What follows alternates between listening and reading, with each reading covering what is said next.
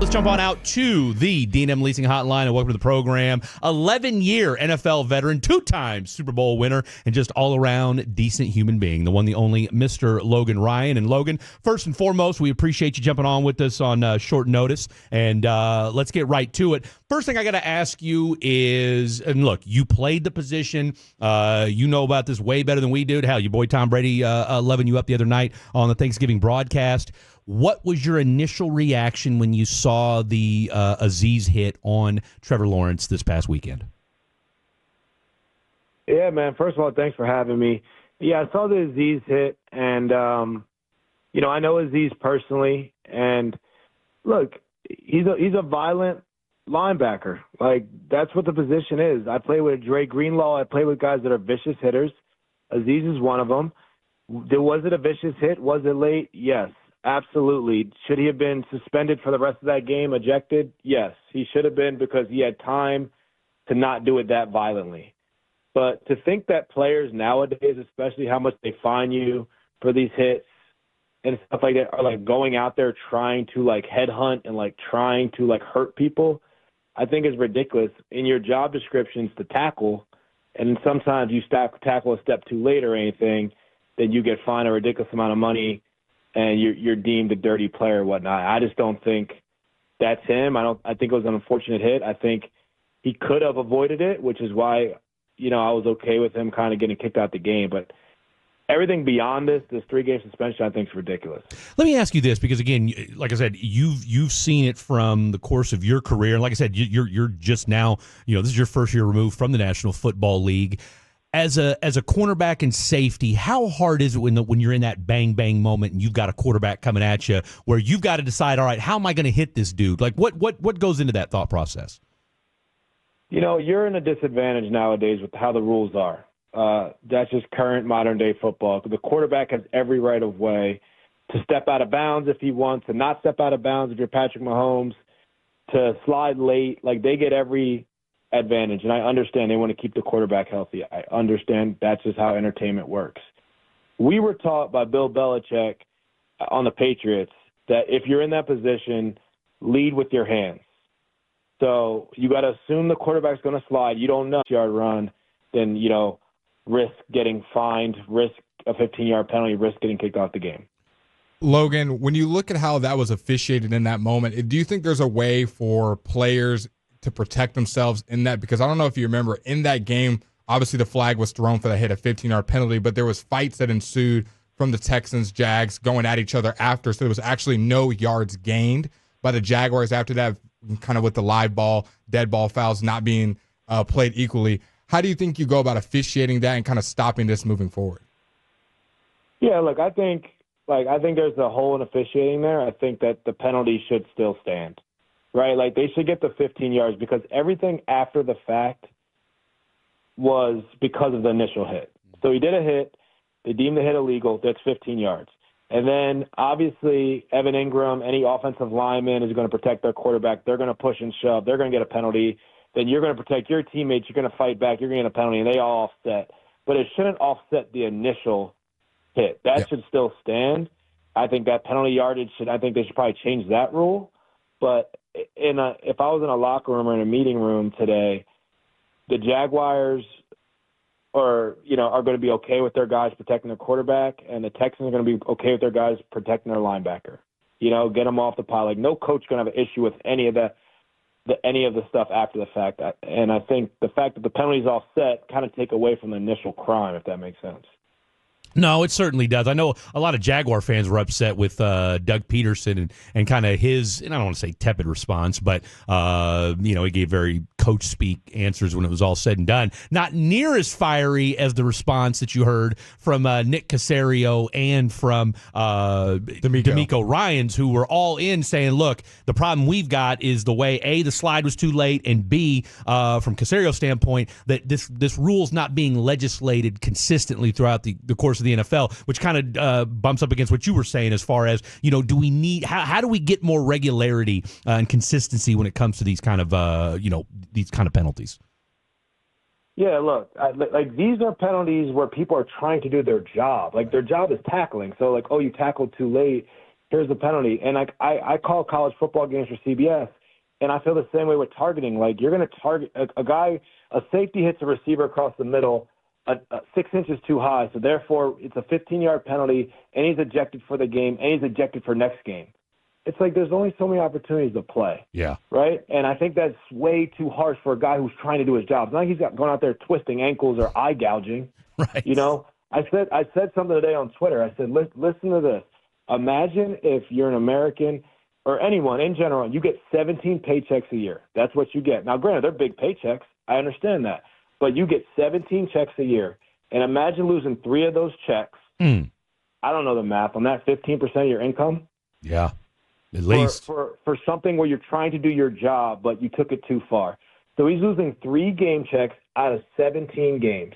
So with the bye week, he's missing 4 weeks of the season because of a hit. And they said, oh, he's an error repeater. He's done this multiple times. He's never been suspended for a game before. So his first suspension is 3 weeks of a 17-week season. That is so extreme in any sport. In comparison, there are guys who knowingly took PEDs and cheated the sport and get 4 game suspension. So you get 3 game suspension for a hit that you've never been suspended before, but you get 4 games for taking steroids? And knowing you're not supposed to do it. That doesn't make sense. Whew, Knowing it, yeah. You guys say, oh, I don't know what I took. Guys know what they took. Yep. So they come back from injury. Yeah, no, come on. So guys, it's pretty clear what we can take and not take. But regardless, you get 4 weeks for steroids or PEDs, and you get 3 weeks for a vicious hit on the quarterback. So I got to ask, were you ever ejected and or fined for a hit in your 11-year career? No, you know what? I was never ejected for a hit. I don't even think I was that hard of a hitter to get ejected for a hit. But I led with his hands. That's right. Yeah, I was a form tackler, never missed one, but I missed a couple, but I was not that type of hitter. There's guys on your team that's their job. But yeah. I would say this though. I played in the Super Bowl, the 28-3 Super Bowl, New England versus Atlanta, Super Bowl 51. And I have a play where it was right before the Dante Hightower strip of Matt Ryan where the tides kind of changed. Okay. Mohamed Sanu, my college roommate out of Rutgers, caught an out route, and I tapped him near the sideline, and he grabbed my face mask. He face masked me offensively, and I couldn't see what I was grabbing. I grabbed his face mask, and we face masked each other, and there's a picture of it. And whatever, no flag on the play, nothing. Yeah. And then the next play, we get the strip sack. So we win the Super Bowl. I get a fine in the mail 3 weeks after the season. No, you didn't. $8,000 for a face mask. Oh, what? I got fined $8,000. Now we can say, "Oh, you make millions of dollars." It doesn't matter. I got fined $8,000 for accidentally grabbing a guy's face mask who face masked me, who we did not get penalized. So I appealed it, and John Runyon, it might have been, was like, "Oh, okay, first time offender. Here, I'll knock it down to $5,000."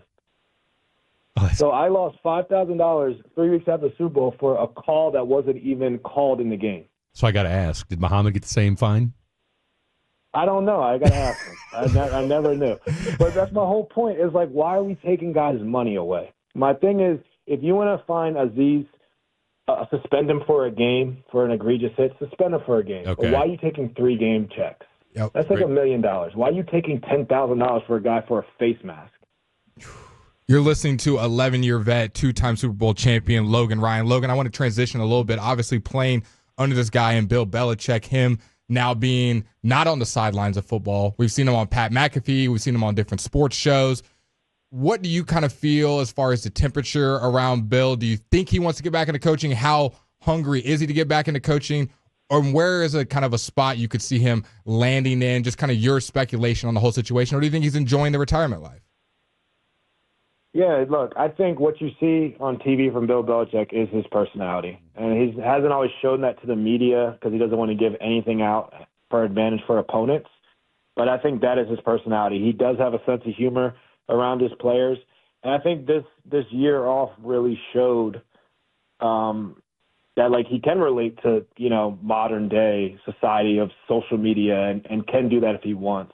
I definitely think he's going to coach next year. I felt like that all along. I said earlier in the season, that I felt like he would coach an NFC East team, but there's a lot more openings than anyone probably anticipated so far. There might be 8 job openings. So I don't know where. I don't know if it's going to be whether. I think he's going to have his choice of a couple different organizations. I don't know what he's looking for. I don't know if he needs some roster control or wants a GM that he wants to work with. I think a lot of that stuff no one knows until he decides, but I think he's going to have his choice. I think he's going to coach somewhere next year. And there's places like, is Chicago a good place for him? Is Jacksonville with the quarterback and, kind of will he have more free reign in Jacksonville? Would he be interested in Dallas? Would he be interested in New York? Like, is New York going to make a move there? So he just made a comment about Aaron Rodgers. Is that would he ever go to the Jets? I doubt it. But so I think he's going to have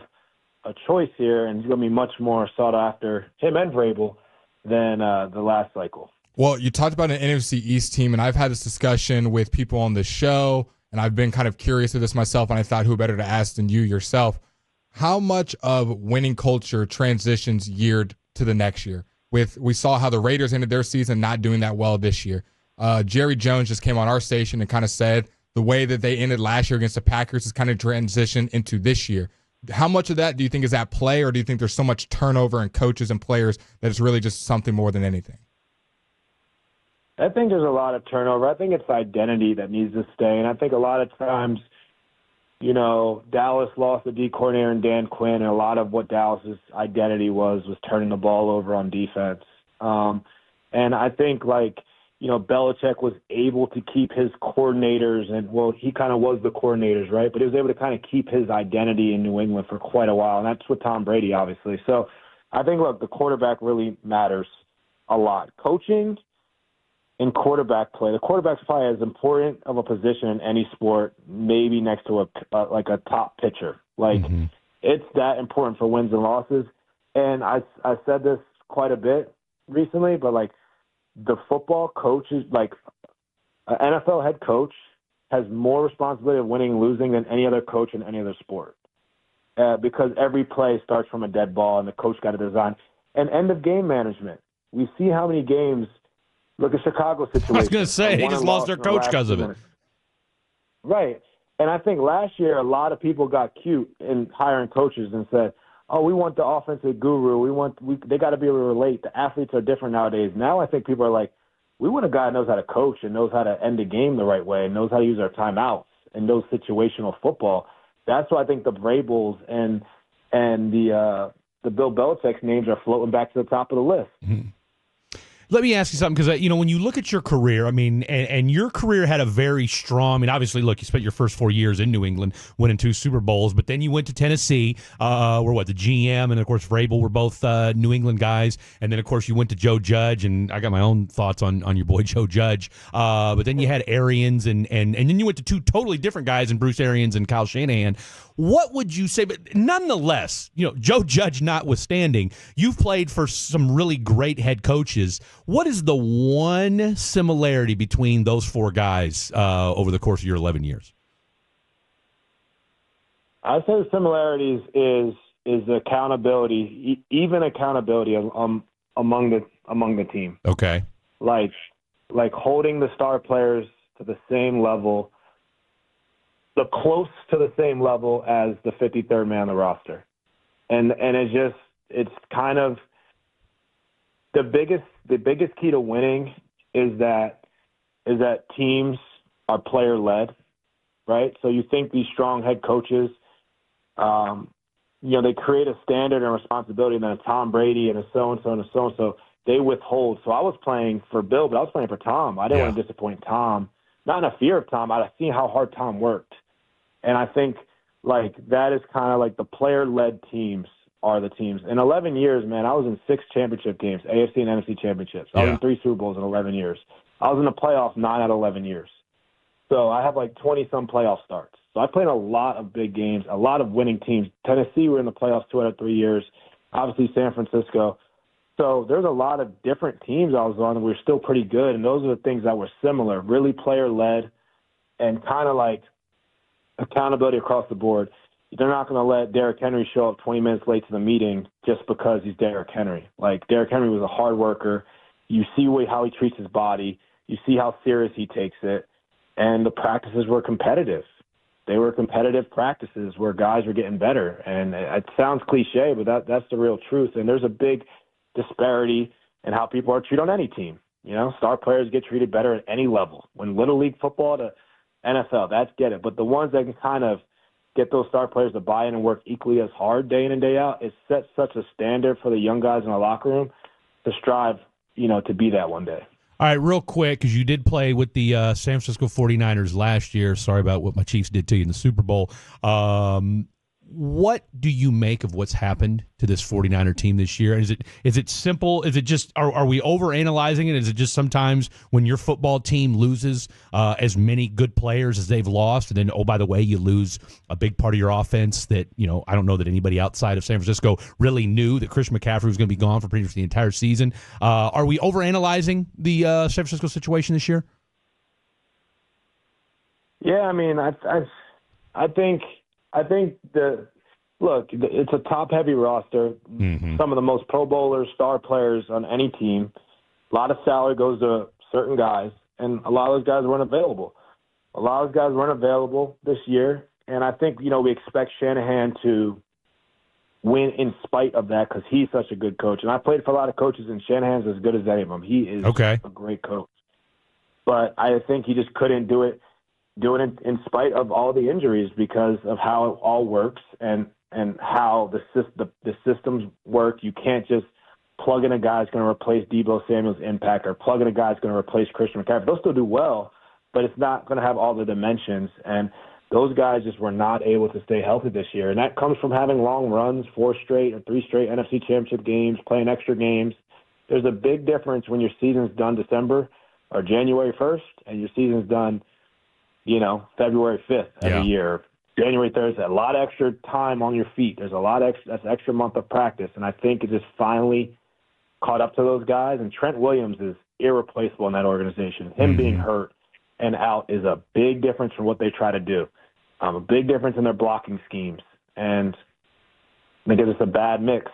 And when your offensive player of the year, one of the MVPs of the league, is not playing the entire year, that's a bad mix. So I just think it's just an unfortunate year because they went all in. They went all in after going all in for the last couple of years.